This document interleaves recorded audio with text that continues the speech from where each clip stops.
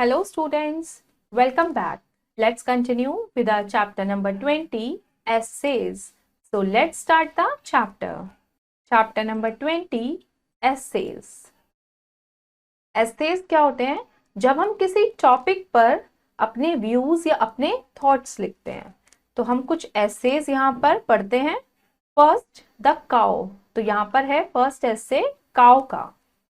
तो हम यहाँ पर बताएंगे कि काउ क्या है, काउ कैसी होती है, काउ कैसे हमारे लिए यूजफुल होती है, काउ का मतलब क्वालिटीज क्या होती है, वो कहाँ पर रहती है। तो इस तरीके से हम काउ के बारे में अपने थॉट्स, अपने व्यूज डिस्क्राइब करेंगे अपने ओन वर्ड्स में। तो पढ़ते हैं। The cow is a pet and gentle animal. She is also a four footed like other animals. She has four udders, two horns and two ears. She has a long tail. She has different colors. Some are white and brown, others are black and spotted. She is about 4 feet in height and 5 feet in length. The cows eat straw, grass, oil cakes, and other vegetables. She likes green fodder and binola. She chews and curd to digest her food. तो यहाँ पर क्या बताया है कि काऊ एक pet animal है, मतलब पालतू जानवर है। वो उसके 4 फुट होते हैं जैसे एनिमल्स के होते हैं, और उसके 2 हॉर्न्स भी होते हैं, 2 कान भी होते हैं, लंबी सी एक टेल होती है। काऊ के कलर भी अलग अलग होते हैं, कुछ ब्राउन कलर की होती हैं, कुछ व्हाइट कलर की होती हैं और कुछ ब्लैक कलर की स्पॉटेड होती हैं। और उनकी जो हाइट होती है वो अराउंड 4 फीट होती है और लेंथ 5 फीट अराउंड होता है। वो क्या खाती है? वो वेजिटेबल्स खाती है, ग्रीन ग्रास खाती है। और वो अपना फूड कैसे करती है? वो मतलब कडिंग करती है, मतलब वो अपना फूड चबाती रहती है, चबाती रहती है, चबाती रहती है। कडिंग मतलब होता है कि वो अपना फूड पहले पूरा स्वेलो कर लेते हैं और फिर थोड़ा थोड़ा अंदर से उनका फूड उनके माउथ में आता है, जिसे वो कंटिन्यूअसली चबाती रहती हैं। The cow is a peace-loving animal. In villages, even small children play with the cows. She loves her calves very much. She does not like dirty and muddy places. The cow is a very useful animal. She gives us sweet milk. Her milk is very light and is very useful to the sick and the old. Butter and ghee are prepared from her milk. The Hindu respect her very much and call her Gomata. We must treat this animal kindly. जो काव होती है वो बहुत ही मतलब उसको शांति वाला और प्यार वाला एनवायरनमेंट बहुत अच्छा लगता है। गांव में बच्चे काव से खेलते भी हैं। वो हमें क्या देती है? वो हमें दूध देती है, जिससे हम बहुत सारी चीजें बना सकते हैं। और जो हिंदू हैं वो लोग काऊ की पूजा भी करते हैं, वो उन्हें क्या कहते हैं? गौ माता कहते हैं। तो इस तरीके से आप काऊ को डिस्क्राइब करेंगे। सेकंड टॉपिक क्या गिवन है? The policeman. A constable is generally known as a policeman. The policeman is an important government servant. He is very popular in his area. He gets his uniform from the police department. On duty, he wears a khaki uniform. His shoes are black. In uniform, he looks smart and active. जो policeman होते हैं वो एक government servant होते हैं और वो अपनी खाकी यूनिफॉर्म पहनते हैं जब वो ड्यूटी पर होते हैं। और वो क्या करते हैं कि मतलब वो अपने एरिया में बहुत ज्यादा पॉपुलर भी होते हैं, हर कोई उनसे डरता है। He is not much educated. Only a few policemen are intermediates. But he must be physically strong. Good health is almost necessary for a successful policeman. वो ज्यादा पढ़े लिखे नहीं होते। कुछ पुलिसमैन ही होते हैं जो इंटरमीडिएट होते हैं, और पर वो फिजिकली बहुत स्ट्रांग होते हैं, क्योंकि पुलिसमैन बनने के लिए गुड हेल्थ की जरूरत होती है। The policeman has very hard duties to perform. He arrests the thieves and robbers. He maintains peace and order. At night, he patrols the streets and keeps us and our houses safe. His main work is to help the peace-loving citizens. जो policeman होते हैं उनकी duties बहुत ही hard होती हैं और वो चोर को क्या कर लेते हैं? अरेस्ट कर लेते हैं। वो कोशिश करते हैं कि हमारे एरिया में, हमारे शहर में बिल्कुल शांति बनी रहे, कहीं भी कुछ गलत ना हो। तो उन्हीं की वजह से हम लोग अपने घर में सेफ फील करते हैं। The policeman is very useful to society. We can get his help at any time we require. It is he who controls the all antisocial elements of the society. Without him, no government can run smoothly. He is a symbol of law, so he is called the guardian of peace. और policeman हमारी society के लिए बहुत ज़रूरी है, क्योंकि वही ऐसे लोग हैं जो बुरे लोगों को कंट्रोल करके रखते हैं। हमें कभी भी उनकी ज़रूरत होती है तो वो हमारे पास अवेलेबल हो जाते हैं। The policeman is an important person. A policeman is the backbone of the society. He must be brave and strong. He must be honest and dutiful. He is a terror to the weak. He must be healthy and man of good character.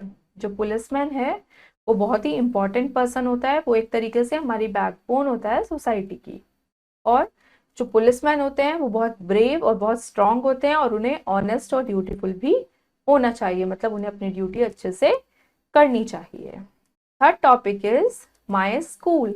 School को कैसे describe करेंगे हम? I read in government public school Meerut. It is a very famous school of the locality. It is situated in the heart of the town. It's buildings is very big and attractive. तो पहले तो आप बताओगे कि आप कौन से school में हो, आपका स्कूल कैसा है, वो कहाँ पर सिचुएटेड है, उसकी बिल्डिंग कैसी है। The building of our school is grand and double-storied. It has more than 14 big rooms with a big hall. The school is surrounded with big boundary walls. The rooms are airy, neat and clean. फिर आप बताओगे कि कैसे double या single storeyed building है आपके school की, उसमें कितने रूम्स हैं, कितने हॉल्स हैं, और जो क्लासरूम्स हैं आपके वो कैसे हैं। There are many big trees around the school. There is a big library and reading room. It has also a big playground. The students play various games there. आपके स्कूल में लाइब्रेरी भी है, playground भी है। आप अपने sports time में playground में जाते हो खेलने के लिए, अलग अलग स्पोर्ट्स खेलते हो। तो इस तरीके से आप डिस्क्राइब करेंगे।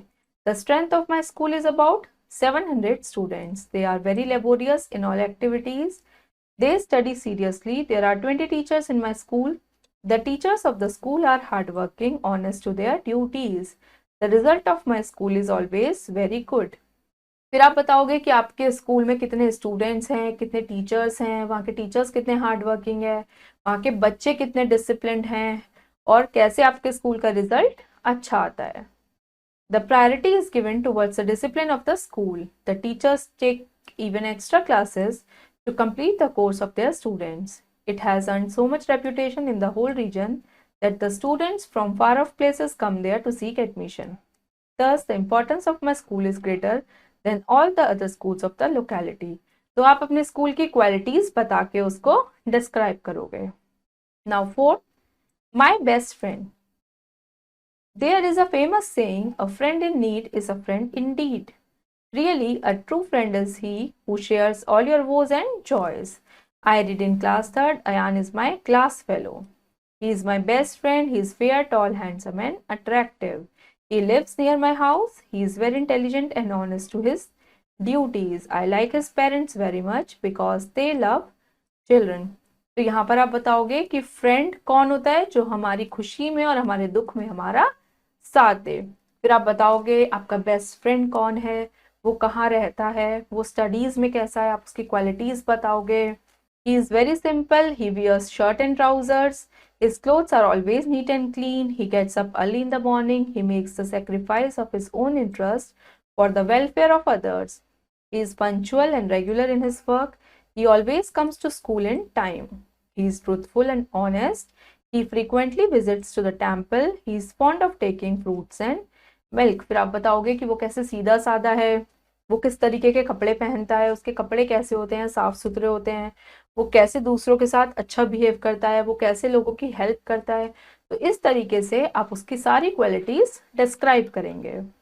He takes a keen interest in games and sports, he is a good player of cricket, he takes part in debates also, he takes part in musical programs, he is the best scout of our school, he is very active, smart and punctual, all the teachers and the principal love him very much। तो इस तरीके से आप अपने friend के बारे में बताओगे, उसे क्या पसंद है, क्या नहीं पसंद है, वो क्या करता है, वो कैसे रहता है, वो कहाँ रहता है, ये सब चीजें। नेक्स्ट फिफ्थ टॉपिक है Diwali. Diwali festival. Diwali is a main festival of Hindus. It is called the Festival of Lights. It falls in the month of October or November. It is celebrated in the honor of Lord Ram, who returned to Ayodhya after 14 years of exile. तो पहले तो हम यही बताएंगे कि जो दिवाली है वो हिंदू का मेन फेस्टिवल है और इसको हम लाइट का फेस्टिवल भी कहते हैं। और ये कौन से मंथ में आता है? अक्टूबर या नवंबर में। और ये क्यों मनाया जाता है? क्योंकि 14 इयर्स बाद लॉर्ड राम, भगवान राम अपने घर वापस आए थे। People look very happy on Diwali. In the morning, they clean their houses. Children wear new clothes. People go to market. They buy new utensils, sweets, and dry fruits. Children buy toys and firecrackers. There is a great rush in the market. लोग बहुत खुश होते हैं दिवाली में। सुबह जल्दी उठते हैं, घर की सफाई करते हैं, मार्केट जाते हैं, स्वीट्स खरीद के लाते हैं, बच्चे पटाखे जलाते हैं, दिए जलाते हैं।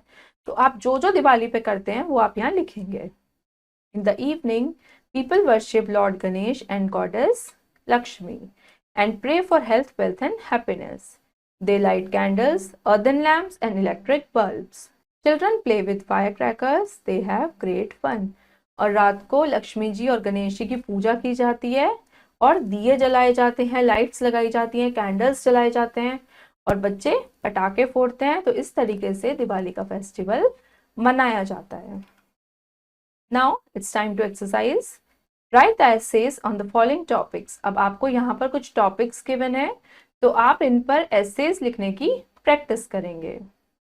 तो हमारा चैप्टर नंबर 20 फिनिश हो गया है। होपफुली स्टूडेंट्स आपको समझ आया होगा कि हम ऐसे कैसे लिखते हैं और उसमें क्या क्या लिखते हैं। अब हम मिलेंगे अपनी नेक्स्ट वीडियो में। Thank you and have a nice day.